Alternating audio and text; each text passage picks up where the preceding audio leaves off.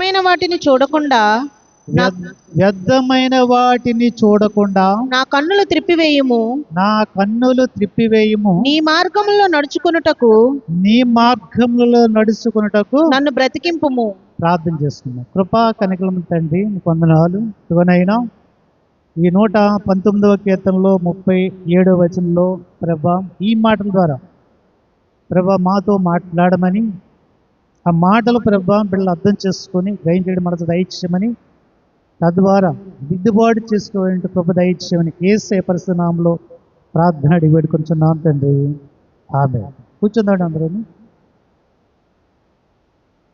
రాయబడినటువంటి మాటల్లో వ్యర్థమైన వాటిని చూడకుండా నా కన్నులు త్రిప్పివేయము. నీ మార్గములలో నడుచుటకు నన్ను బ్రతికింపుము. వ్యర్థమైన ఏం కనపడతాయి మనకి? వ్యర్థమైన అర్థం ఏంటి? డెఫినేషన్ ఏంటి? దేవునికి ఇష్టము లేనివి ఏది చూసినా అది వ్యర్థమే. డెఫినేషన్ సరిపోయింది. ఎప్పుడు అర్థం? దేవునికి ఇష్టం లేనిది ఏది చూసినా అది వ్యర్థమే. దేవునికి ఇష్టం లేనిది ఏంటి? దేవునికి ఇష్టం లేనిది ఏంటి? ఏమండి? దేవునికి ఇష్టం లేని కార్యాలు ఏంటి? ఏమి చూడకూడదు అంటున్నాడు అంటే ఇక్కడ రాయబడిన మాటల్లో అది ఎందుకు పనిచేయనటువంటివి, మనం చూసినప్పుడు అవి ఎందుకు ఉపయోగము లేనటువంటివి, సమయాన్ని వృధా చేసుకున్నటువంటివి ఏది చూసినా అది దేవునికి ఇష్టం కాదు. అంటే గంటల తరబడి చూస్తారు, ఒక్క పైసా కూడా దాని వలన ఉపయోగము ఉండదన్నమాట. అలాగే ఆత్మీయ జీవితానికి వెనకబాటు చేసేవి, ఆత్మీయ జీవితాన్ని పడగొట్టేవి ఏదైనా ఉన్నదంటే అది వ్యర్థము. అంచేత వాటి వైపు ఏం చేయకూడదు అంటున్నాడు? చూడకూడదు. వ్యర్థమైన వాటిని చూడకుండా నా కన్నులను త్రిప్పివేయము. చూడకుండా త్రిప్పే అంటున్నాడు. ఒకవేళ అదేదైనా కనబడితే ఏం చేస్తారంటే కళ్ళు త్రిప్పుకోవాలన్నమాట. చాలామంది ఏం చేస్తారు? ఏదైతే వద్దన్నాడో దేవుడు వాటి వైపే చూస్తుంటారు. వాటి వైపే చూస్తే అది దేవునికి ఇష్టం లేనటువంటి కార్యము అనేటువంటి సందర్భంలో ఇక్కడ రాయబడినటువంటి మాటలు అన్నమాట. అంచేత ఇక్కడ చూడండి, 1 కొరింథీ 10వ అధ్యాయము 23వ వచనం. అన్ని విషయములందు నాకు స్వాతంత్రము కలదు గాని, అన్ని విషయాల్లో నాకు స్వాతంత్రము కలదు. అన్నీయు చేయదగినవి కావు. అన్నిటి యందు స్వాతంత్రము కలదు కానీ అన్నీయు క్షేమాభివృద్ధి కలుగా చేయవు. క్షేమాభివృద్ధి ఉండదట. ఏమండి? అన్నీ చేయడానికి అవకాశం ఇచ్చాడు దేవుడు. అన్నీ చేయడానికి అవకాశం ఇచ్చాడు. చేస్తే ఏమండి మంచి పనులు చేయాలి. ఒకవేళ మంచి పనులు చేయకుండా ఉంటే, ఒకవేళ చేస్తే ఒక మంచి పనులు, ఒకవేళ చెడ్డ పనులు చేస్తే అవి చేయదగినవి కాదు. వాడు నీకు ఇచ్చాడు అన్నీ కూడా, అయితే అవి క్షేమాభివృద్ధి కలుగు చేయవద్దు. అవి ఎందుకు ఉపయోగం లేదన్నమాట. ఆయన స్వాతంత్రం ఇచ్చేసాడు. అన్ని చూడు, ఇవి చూడు, ఏమండి అవి చూడండి, ఇవి చూడండి, ఏమండి అన్నీ ఇచ్చేసాడు. కానీ అవి క్షేమాభివృద్ధి మీకు కలుగొచ్చేయమంటున్నాడు. అది క్షేమం కాదు, ఎందుకు పనికిరావు అంటున్నాడు అన్నమాట. అలాగే ప్రకటనలు 22, 11, 12 కూడా రాయబడింది. అన్యాయం చేయవాడిని అన్యాయమే చేయనియండి, తర్వాత పరిశుద్ధులుగా ఉన్న వాళ్ళని పరిశుద్ధులుగా ఉంచండి, నీతిమంతులుగా ఉంచండి అని చెబుతూ అన్నిటికి ఒక తీర్పు ఉంటుంది. ఆ తీర్పును భరించాలి. ఒకవేళ నువ్వు అన్యాయం చేసావు అనుకోండి, ఒకవేళ చూడవద్దన్నవి చూసావు అనుకోండి, ఏమండి అప్పుడు ఏంటంట దానికి తగ్గ తీర్పు ఉంటుందట. విడిచిపెట్టే దేవుడు కాదు ఆయన. రోషము గల దేవుడు, పౌరుషము గల దేవుడు. ఇష్టానుసారంగా మనం ఉండాలంటే అవకాశము లేదు. దానికి తగినటువంటి తీర్పు ఉంటుందని ఇక్కడ రాయబడినటువంటి మాటలు. ఏంటో తీర్పు? మత్తయి సువార్త తీయొద్దు కానీ 9:40 అగ్ని ఆరదు, పురుగు చావదు. ఎవరికది? ఎవరైతే పాపములు ఉన్నారో, ఎవరైతే పాపపు తలంపుల్లో ఉన్నారో, ఎవరైతే పాపపు సూపుల్లో ఉన్నారో వారికి ఏంటంటే అగ్ని ఆరదు, పురుగు చావదు. మరి అంతే కదా. లోకాసువార్త 16 అధ్యాయంలో మనం చూస్తాం, ధనవంతుడు పోయేటట, తర్వాత దరిద్రుడైనటువంటి లాజరు పోయారు. ఇద్దరు పోయారు, ఇద్దరు చనిపోయారు, ఇద్దరు మరణించారు. ఎక్కడ పోయారు? ఒకడేమో నరకంలోకి వెళ్ళాడట, ఒకడేమో అబ్రహాము రొమ్మున ఆనుకుని ఉన్నాడట. అబ్రహాము రొమ్మును ఆనుకుని ఉన్నాడు. అక్కడేమో చక్కగా ఈ దరిద్రుడైన వాడు సేద తీర్చుకుంటూ ఉన్నాడు. మరి ధనవంతుడు ఏం చేస్తున్నాడు? నరకంలో యాతన పడుతున్నాడట, బాధపడుతున్నాడట. కారణం ఏంటి చెప్పండి? ధనంతో, డబ్బుతో చెప్పండి, కళ్ళు నెత్తికెక్కి వాడు చక్కగా ఖర్చు పెట్టుతూ దేవుని విడిచిపెట్టి తిరుగుతున్నవాడు అన్నమాట. వాడు మరణించాడు అన్నమాట.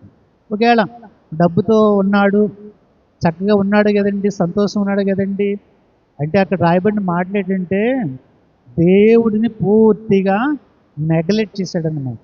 దేవుడు అంటే పడదన్నమాట. దేవుని మీద ఆనుకోలేదు, వాడి ఇష్టానుసారంగా నడిచాడన్నమాట. పోయిన తర్వాత పైకి వెళ్ళాడు. పైకి వెళ్ళిన తర్వాత ఏం జరిగింది? అబ్రహామును రొమ్మున ఆనుకుని ఉన్నటువంటి ఆ లాజర్ను చూసి అబ్రహాంతో అంటున్నాడు అనమాట, ఏమని? నేను ఇక్కడ చాలా బాధపడుతున్నాను, నా నాలుక ఆరిపోతుంది.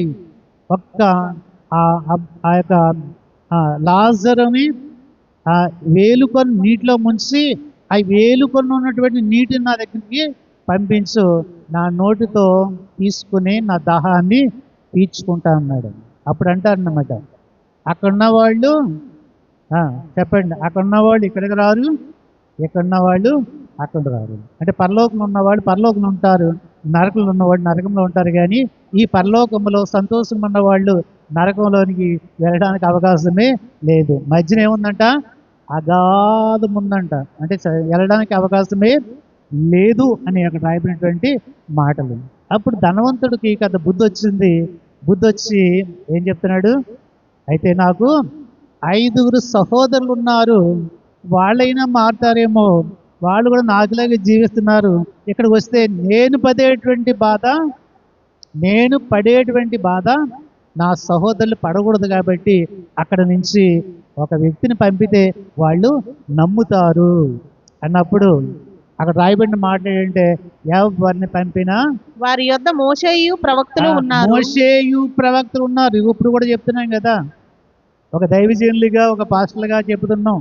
వినేవాళ్ళు వింటున్నారు కానీ మిగతా వాళ్ళు వినడం లేదు. ఒకవేళ ఆ పై నుంచి వచ్చినా ఎవరు నమ్మేటువంటి పరిస్థితిలో ఉండరు అని చెప్తున్నారు అన్నమాట. మీరు ఎవరిని వెంబడి అక్కడ 5 నా సహోదరులు ఎవ్వరు కూడా నమ్మేటువంటి పరిస్థితుల్లో లేరు అంటున్నారు అన్నమాట. అంటే అంత అపనమ్మకంతో ఉంటున్నారు. అది ఒకవేళ ఎవరిని వచ్చి చెప్పినా, నేను పరలోకం నుంచి నేను అక్కడ చూశాను, నన్ను పంపాడు దేవుడు, మీరు మారండి అంటే ఎవరు మారేటువంటి రకం కాదని అక్కడే రాయబడినటువంటి మాటలు. నేడు కూడా అదే విధముగా ప్రజలు ఉంటూ ఉన్నారన్నమాట. అదే రకంగా ఉంటున్నారు. ఒకవేళ ఇప్పుడు ఉన్నటువంటి ప్రజలే కాదు కానీ ఆ రోజుల్లో కూడా నమ్మనటువంటి పరిస్థితుల్లో ఉన్నారు. యేసు ప్రభుతో నడిచిన వాడు, యేసు ప్రభుతో ఉన్నవాడు, యేసు ప్రభు వారి శిష్యుల్లో ఒకడైనటువంటి వాడు తోమా ఏం చేశాడు? నేను నమ్మను అన్నాడు. యేసు ప్రభు వారు మరణించారు, సమాధి చేయబడ్డారు, తిరిగి లేపబడిన తర్వాత అక్కడ శిష్యులందరూ కూడా ఒక మేడ గదిలో ఉన్నప్పుడు యేసు ప్రభు వారు వచ్చి కనపడ్డారన్నమాట. కనపడి వీళ్ళందరూ చక్కగా సంతోషించారు. మళ్ళీ ఆయన వెళ్ళిపోయాడు. అప్పుడు ఆ లోనికి ఎవరు వచ్చారు? తోమ వచ్చాడు. మేము యేసు ప్రభు వారిని చూస్తాం. యేసు ప్రభు వారిని చూసారంటే, ఎక్కడ చూస్తారు మీరు? ఆయన ఏమో మరణించాడు కదా, అసలు సమస్య రాదు, ఇక్కడికి రానే రాడు అన్నాడు అనమాట తోమ. మళ్ళీ ఒకసారి ఆ యొక్క మేడ గదిలో ఉన్నప్పుడు యేసు ప్రభు వారు, ఆయన హృదయ రహస్యాలు తెలిసిన దేవుడు కాబట్టి వచ్చి ఏమన్నాడు? తోమా ఇదిగో ముందు అన్నాడు అనమాట. తోమ ఆయన చేతిలో నా వేలు పెట్టి చూడాలి, ఆయన పక్కలో నా వేలు పెట్టి చేయి పెట్టి చూడాలి, అప్పుడు ఏం నమ్ముతానంటే ఇవన్నీ ఆయన తెలిసిపోయినాయి అన్నమాట. వెంటనే వచ్చి మధ్యలో నిలబడి ఏమంటున్నాడు, తోమా నీ చేతులు నీ వేళ్ళు నా చేతుల్లో పెట్టి చూడు, తర్వాత నీ చెయ్యి నా పక్కలో పెట్టి చూడు, బల్లిపోటు పొడిసారు కదా, నా చేతిలో మేకులు సరే గుర్తులు చూడని చెప్పినప్పుడు ప్రభువా ప్రభువా అంటాడు. అంటే అప్పుడు పూర్తిగా నమ్మాడని.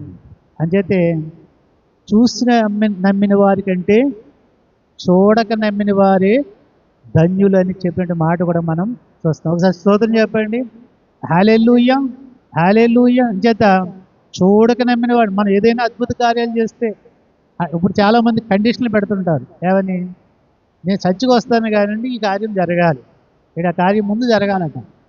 అంటే నాకు ₹1,00,000 ఇస్తే నేను ప్రభువుని నమ్ముతాను అన్నట్లుగా ఉంటుందన్నమాట. లేకపోతే ఈ వ్యాధి పూర్తిగా, అంటే ఎప్పుడు దగ్గర వ్యాధి ఇప్పుడు పూర్తిగా తగ్గిపోతే నేను వస్తాను అంటే ముందు కండిషన్ పెడుతున్నారు అన్నమాట. ఇప్పుడు చెప్పండి, ఏది అటువంటి కండిషన్లు పెడితే దేవుడు ఆలకిస్తాడంటారా?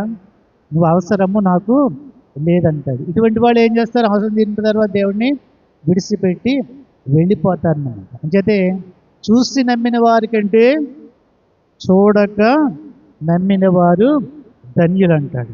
రెండో మాట మనం చూస్తున్నట్లయితే మత్తయి సువార్త 6:22. మత్తయి 6:22.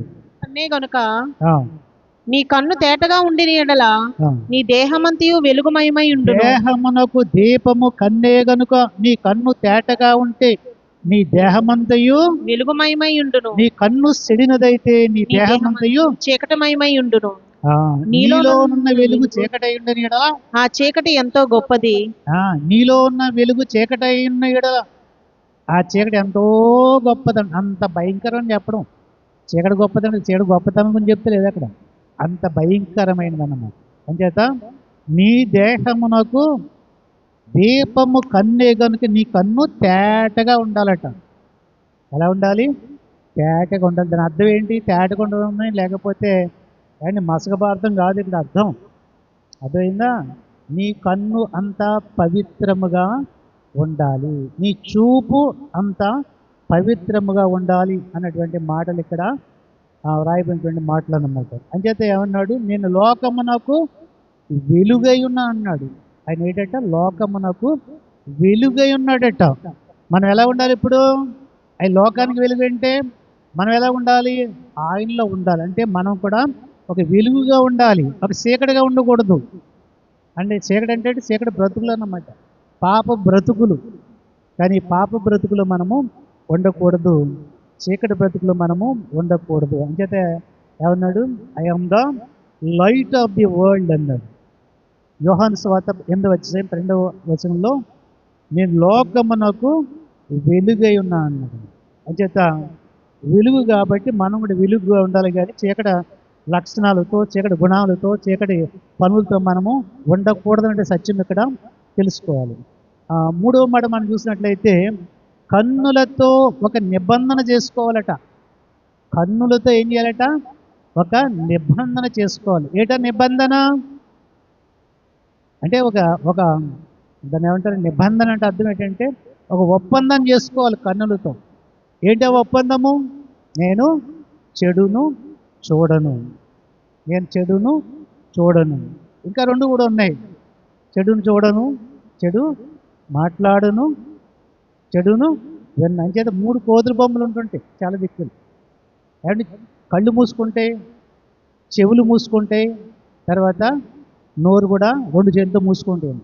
అంటే 3 కాదు, ఒకటేమో నోరు మూసుకుంటుంది, ఒకటేమో చెవులు మూసుకుంటుంది, ఒకటి కన్నులు మూసుకుంటుంది. అంటే అర్థం ఏంటి?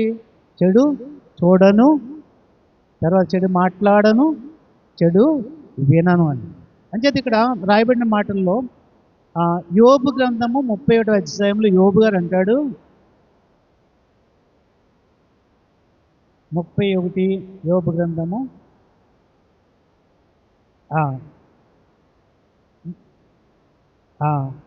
మీ 37వ అధ్యాయము 1వ వచనంలో రాయబడిన మాట ఏంటంటే, నేను నా కన్నులతో నేను నా కన్నులతో నిబంధన చేసుకుంటేనే కన్యకను నేను ఎలాగూ చూసుకునే ఆయన ప్రశ్న వేసుకుంటున్నాడు. కన్యకలను నేను ఎలాగూ చూడగలను అంటున్నాడు. ఒకవేళ చూశాడు అనుకోండి, చెడు తలంపులతో చెడు ఆలోచనతో చూశాడు అనుకోండి, కింద రాయబడింది ఏం పోగొట్టుకుంటాడట? ఉన్నత స్థలములనున్న సర్వశక్తుని స్వాస్థ్యము ఏమగును? ఉన్నత స్థలములు పరలోకంలో ఉన్నటువంటి నీ స్వాస్థ్యము, సంపాదించుకున్నటువంటి నీ స్వాస్థ్యము, నీ ఆస్తి ఏమవుతుంది చెప్పండి? ఎగిరిపోతుంది అంతే. ఆ స్వాస్థ్యం ఉండదు. ఆ స్వాస్థ్యం పరలోకమైనటువంటి ఆస్తి అంతా కూడా కొన్ని ఆస్తి అంటే ఒకటే, ఆ పరలోకంలో ఉండడం, అది నీవు పోగొట్టుకుంటాను. అంచేత ఆ నిబంధన యోబు చేసుకున్నదంట. అంచేతే యోబు అంటే ఎంతగా ఉన్నప్పటికీ ఏ తప్పిదము చేయలేదు. అంచేతే రెట్టింపు ఆశీర్వాదముతో యోబు నింపబడ్డాడు. స్తోత్రం చెప్పండి, హల్లెలూయా. అంచేత నేను నా కన్నులతో నిబంధన చేసుకుంటున్నాను, ఒక ఒప్పందం చేసుకున్నాడు. ఏమని? నేను ఏ చెడు చూపులు చూడను అన్నటువంటి మాట అన్నమాట. హల్లెలూయా. అంచేత ఒకవేళ చూడండి ఒకసారి మత్తయి సువార్త 5వ అధ్యాయము, ఇందా చదివారు కదా, 5వ అధ్యాయము 28వ వచనం చదవండి. నేను మీతో చెప్పినది ఏమనగా, ఒక స్త్రీని మోహపు చూపుతో చూచి ప్రతివాడు అప్పుడే తన హృదయమందు ఆమెతో వ్యభిచారము చేసిన వాడగును. 27వ వచనం చూస్తే, వ్యభిచారము చేయవద్దని చెప్పబడిన మాట మీరు విన్నారు కదా, నేను మీతో చెప్పినది ఏమనగా, ఒక స్త్రీని మోహపు చూపుతో చూసి ప్రతివాడు అప్పుడే తన హృదయమందు ఆమెతో వ్యభిచారము చేసిన వాడగును. అంచేత ఏమన్నాడు? నీ కుడికన్ను నిన్ను అభ్యంతరపరిచిన ఎడల, నీ కుడికన్ను అభ్యంతరపడితే దాన్ని తీసిపారేమన్నాడు అంతే. ఎందుకట? నీ దేహమంతయు నరకములో పడవేయబడుట, నీ దేహమంతయు నరకములో ఉండి కాలిపోతుంటే అది చాలా భయంకరం. కాబట్టి ఒక కన్ను లేకపోయినా పరలోక రాజ్యంలో చాలా బాగుంటుందని చెప్తున్నాడు అన్నమాట. మరి మన పరిస్థితి ఏంటి? మనం ఎలా ఉన్నాం?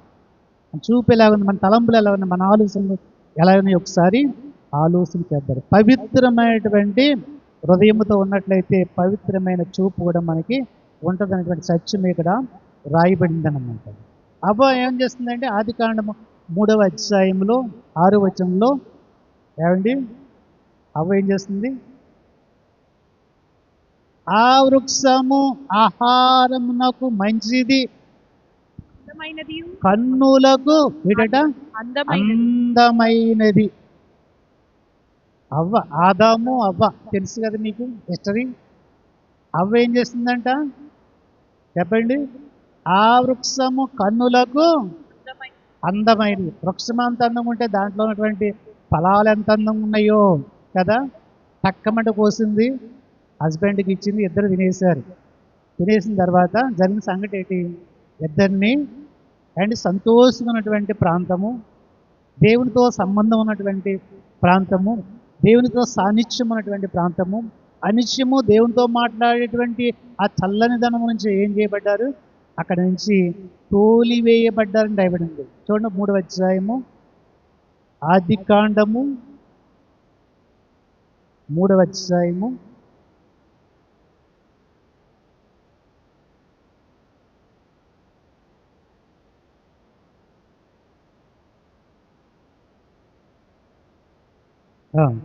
23వ వచనం చదవండి. దేవుడైన యెహోవా ఏ నేల నుండి తీయబడినో దాని సేద్యపరచుటకు ఏదోను తోటలో నుండి అతన్ని పంపివేసాను. అప్పుడు ఆయన ఆదాముని వెళ్ళగొట్టి అంటున్నాడు. వెళ్ళగొట్టి ఏమండి, చక్కగా చీర చారి ఇచ్చి పంపలేదు, వెళ్ళగొట్టి. అక్కడేమో తోలి వేసాను. ఈ పదాలు చాలా భయంకరంగా ఉన్నాయి. అంటే దేవుని యొక్క మాట వినకపోతే ఆ రకంగానే ఉంటుంది అనేటువంటి సత్యం. అంటే దేవుని యొక్క మాట, చూపు, అవ్వ యొక్క చూపు, ఆ చెట్టు యొక్క ఆ వృక్షము చూడడానికి ఎలా ఉందంటే చాలా అందముగా, చూడడానికి అందముగా ఉందంట. అంటే దేవుడు వద్దన్నాడు ఆ చెట్టు చూడొద్దు, ఆ చెట్టుకాయలు తినొద్దంటే అందముగా కనపడిందంట. అదే చెప్తున్నాడు, నీ కన్నులు జాగ్రత్తగా ఉండాలి అని చెప్తుంటే ఇష్టానుసారంగా చూడరాని చూశారనుకోండి, ఆ ఆదామావల్ని ఎలాగైతే ఆ పవిత్రమైన స్థలం నుంచి గెంటి వేశాడో అదే పరిస్థితుల్లోకి మనం కూడా రావడానికి అవకాశము ఉంటుంది. అటువంటి వాటికి దూరంగా ఉండాలనేటువంటి రోజు మీతో మాట్లాడుతున్నటువంటి మాటలు. అలాగే దావీదు జీవితంలో కూడా ఒక సమస్యగా మారింది. వాడు కూడా ఏం చేశాడు, మనం చెప్పుకున్నాం కదా శుక్రవారం. చూడండి ఒకసారి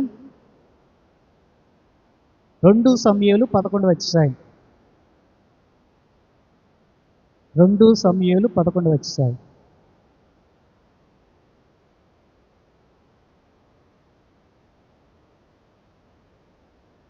ఈ 11 అధ్యాయంలో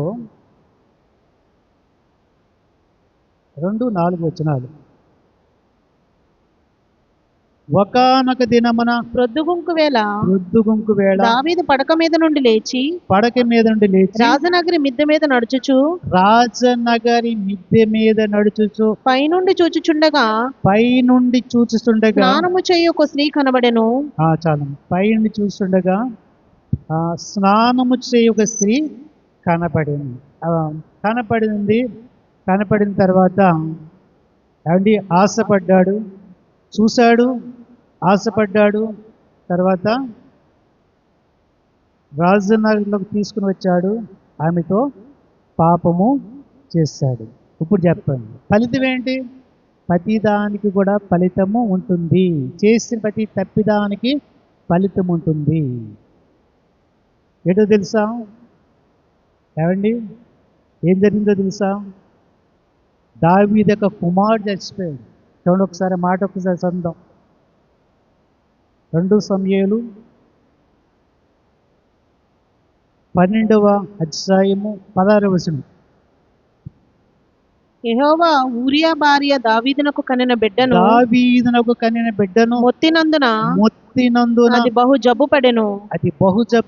దావీదు ఉపవాసం ఉండి లోపలికి పోయి రాత్రి అంతయు నేల నుండి బిడ్డ కొరకు దేవుణ్ణి బతిమాలగా 18వ వచనం. 7వ దినమున బిడ్డ సావగా బిడ్డ ప్రాణముతో ఉండగా చాలమ్మ, బిడ్డ సావగా ఏమైంది? వెంటనే ఏమండి, దాని యొక్క ఫలితాన్ని దావీదు అనుభవించాడని, కుమారుడిని పోగొట్టుకున్నాడు. ఆ బాధ ఎంతగా ఉంటుందంటే అంత చెప్పను. అంతేకాదు, పూనీకోరుడని ఒక ముద్ర కూడా వేయించుకున్నాడు. ఏమండి, ఈ యొక్క ఎవరితో అయితే మరి పాపములు పడ్డాడో ఆ స్త్రీ యొక్క భర్తను కూడా చంపించేసాడు.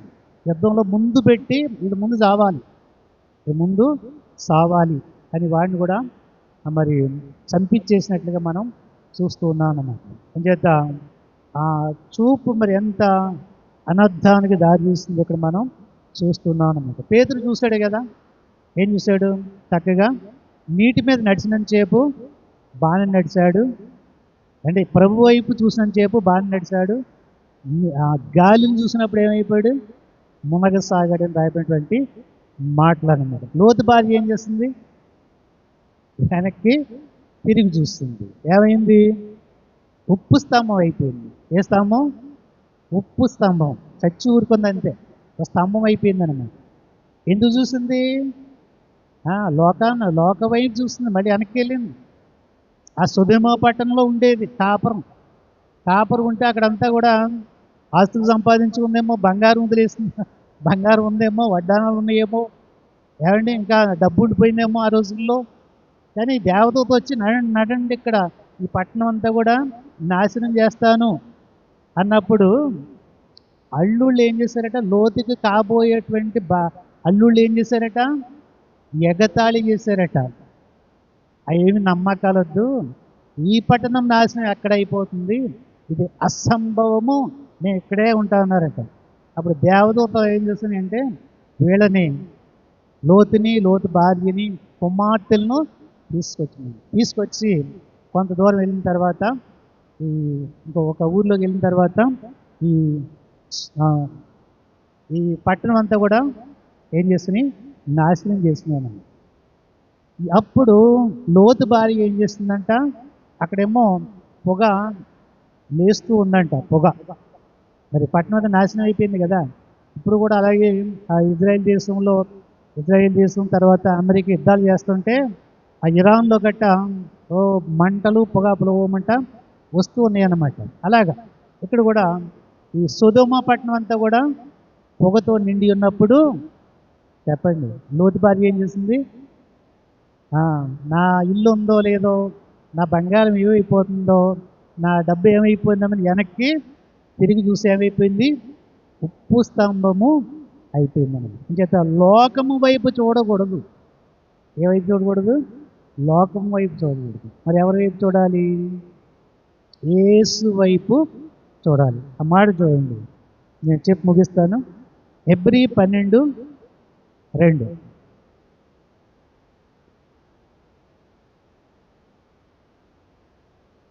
హెబ్రీ 12:2. మనము కూడా ప్రతి వారమును సులువుగా చిక్కులుపెట్టు పాపమును విడిచిపెట్టి, భారమును సులువుగా చిక్కుపెట్టు పాపం విడిచిపెట్టి, విశ్వాసమునకు కర్తయు దానిని కొనసాగించువాడునైనా, పాపమును విడిచిపెట్టి విశ్వాసమునకు కర్త. మన కర్త ఎవరు? మనల్ని ఎవరిని ఆరాధిస్తున్నాం? విశ్వాసమునకు, మన విశ్వాసానికి ఎవరు కర్త? ఎవరంటే యేసు ప్రభువారు. దానిని కొనసాగించువాడునైనా యేసు వైపు చూచుస్తూ. ఎవరి వైపు చూడాలి? యేసు వైపు చూచుస్తూ మన ఎదుట ఉంచబడిన పందెములో ఓపికతో పరిగెత్తుదుము. మన ఎదుట ఏముంది? మన పందెంలో పరిగెట్టడానికి ఏముంది? మనందరూ కూడా చక్కగా వాక్యాన్ని మన హృదయాల్లో పదిలిపరుచుకొని ఈ ప్రకారంగా నడుచుకుంటున్నాం. ఓపికగా కూర్చున్నారు కదా. 10:30కి వచ్చి ఓపికగా కూర్చున్నారు, పరిగెడుతున్నారు. ప్రార్థనలు, పాటలు, వాక్యము ఇవన్నీ చేస్తున్నారు. దేని గురించి పరిగెడుతున్నారు? ఆ పరలోకములో స్వాస్థ్యము సంపాదించుకోవడం. అలాగే యేసు ప్రభువారు కూడా చేశారట. ఆయన తర్వాత చదమ్మా. ఆయన ఎవరు? యేసు ప్రభువారు తన ఎదుట ఉంచబడిన ఆనందము కొరకై అవమానమును నిర్లక్ష్యపెట్టి సిలువను సహించి దేవుని సింహాసనం యొక్క కుడిపార్శ్వమున ఆసీనుడై ఉన్నాడు. ఈ లోకంలో మానవుడుగా వచ్చి యేసు ప్రభువారు కూడా ఏం చేశాడు? అవమానాన్ని పొందాడు, దెబ్బలు తిన్నాడు. వాటిని ఏమీ లెక్క చేయలేదు. ఆయన కావాల్సింది తండ్రి కుడిపార్శ్వాన ఉన్నటువంటి ఆనందాన్ని పొందుకోవడానికి. అలాగే ఆ స్వాస్థ్యంలో ఉండడానికే ఆయన లోకంలో మానవుడిగా ప్రయత్నము చేశాను. మరి నీ ప్రయత్నం ఎలా ఉంది? నీ కొనసాగింపు ఎలా ఉంది? నీ ఆనందం ఎక్కడుంది? నీ స్వాస్థ్యం ఎక్కడుంది? నీ గురేంటి అంటే ఆ పరలోకము. ఆ పరలోకాన్ని సంపాదించుకోవడానికి అంతగా ఆయన అవమానపడినప్పుడు మరి మనం కూడా ఒకవేళ అవమానపడినా, ఒకవేళ కష్టపడినా, ఒకవేళ నిందలు పడినా, ఏది పడినప్పటికీ చివరికి మనం ఓపికతో ఉన్నట్లయితే ఆ పరలోక స్వాస్థ్యం మనం పొందుకుంటాం. అంచేత ఏమంటున్నాడు?